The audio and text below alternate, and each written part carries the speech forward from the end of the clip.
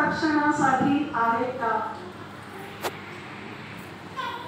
याच्यामध्ये जर एवढाच अर्थ राहिला असता तर आज जगामध्ये ज्या महिलांवर किंवा बहिणींवर जे अत्याचार होत आहेत ना ते कदाचित झाले नसते. प्रत्येक भावाने जर रक्षण केले.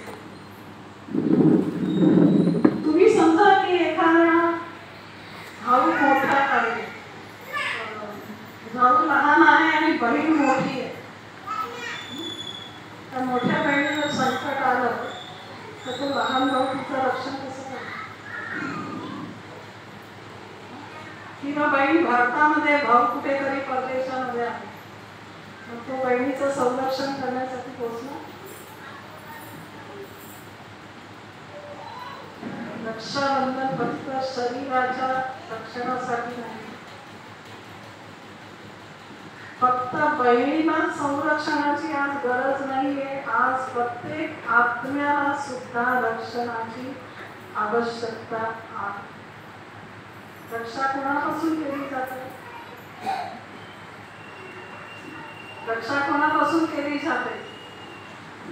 रक्षा ही नेहमी शत्रूपासून केली, बरोबर ना? मग आपले शत्रू कोण आहे? आपले शत्रू कोण आहे? आपण एकमेकांचे शत्रू आहोत का? कोण आहे शत्रू माहिती की नाही? सर्व मनुष्य आत्म्यांचे शत्रू म्हणजे त्या आत्म्यामध्ये असणारे जे मनोविकार, काम, क्रोध, लोभ, मोह, मत्सर, ईर्ष्या, द्वेष, हे सगळे आपले शत्रू.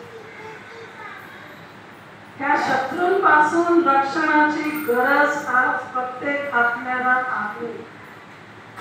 आजच्या या कलियुगामध्ये मानवाचं जीवन जे दुःखी आणि अशांत बनलेलं आहे त्याला कारण कोण? त्याला कारण हे सगळे आपल्यामध्ये मनोविकार, आपल्यामध्ये असणारे हे दुर्गुण आहे. हेच आपले शत्रू. आता ह्या शत्रूपासून जर रक्षण करायचं असेल, प्रत्येक आत्म्याला स्वतःची रक्षा स्वतःच करायची. या मनोविकारांच्या आहारी जाऊन आपण कितीतरी असे पाप कर्म करतो आणि त्या पाप कर्मांचा परिणाम आपल्या जीवनामध्ये काय? दुःख, अशांती, टेन्शन, डिप्रेशन, ज्या पण सगळ्या समस्या आहे ना, हे सर्वांना एकच करा. आता आपण सर्वजण जर ह्या मनोविकारांमध्ये फसलेलो आहोत, मग आपल्याला सोडवणार कोण? प्रत्येक जण ह्या विकारांच्या बंधनामध्ये आहे. ह्याच्यातून मुक्त कोण करणार?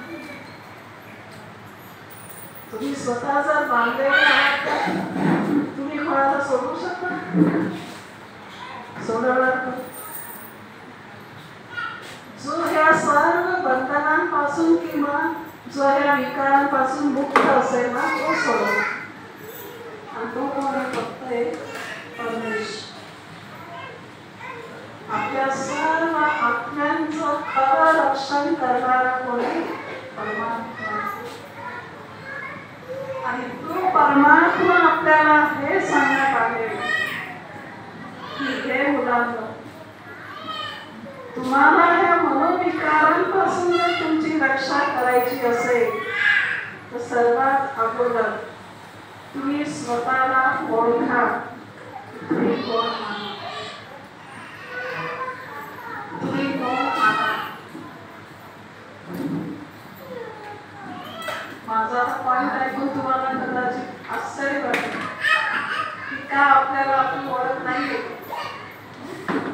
प्रत्येक जण स्वतःला ओळखतो की नाही? तुम्ही स्वतःला ओळखता की नाही? कोणाला हो की नाही? हो की नाही? तुमची ओळख काय? मी तुम्हाला विचारलं की तुम्ही कोण आहात,